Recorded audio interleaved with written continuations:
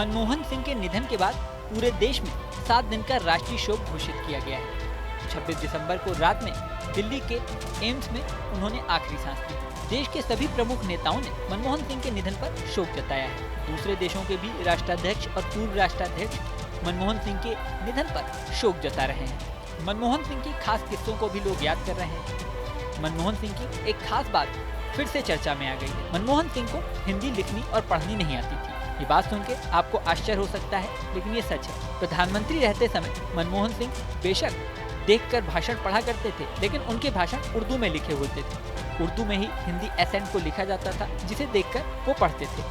उन्हें हिंदी पढ़ना कभी नहीं आया।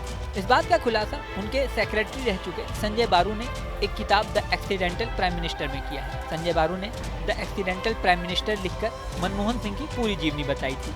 ये किताब कई बार चर्चा में आ चुकी है। इसमें मनमोहन सिंह की खास बातों का जिक्र किया गया था।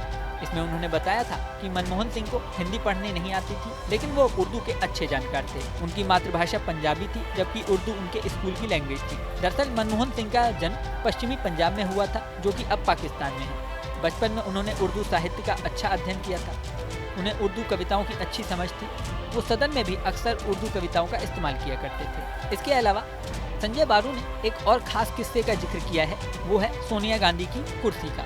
संजय बारू ने अपनी किताब में लिखा है कि 15 अगस्त 2004 की बात है। प्रधानमंत्री के तौर पर मनमोहन सिंह को लाल किले से भाषण देना था। मुझे एसपीजी ने कहा कि भाषण से एक दिन पहले मैं ड्रेस रिहर्सल कार्यक्रम में भाग लूं। मैं लाल किले पहुंचा। लाल किले में चारों तरफ घूमते हुए मैंने सिटिंग अरेंजमेंट को देखा।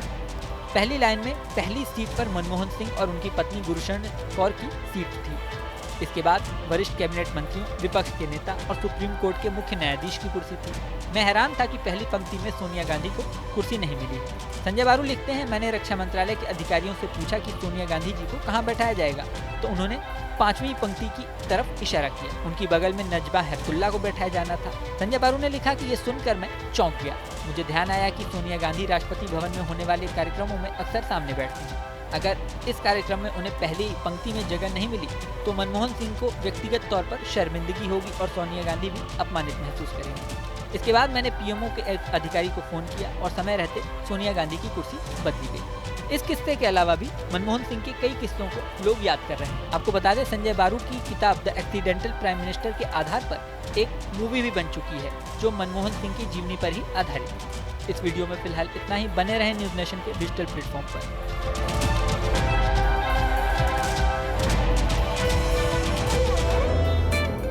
न्यूज नेशन अब व्हाट्सएप पर। खबरों के ताजा अपडेट के लिए न्यूज नेशन के इस क्यूआर कोड को स्कैन करें।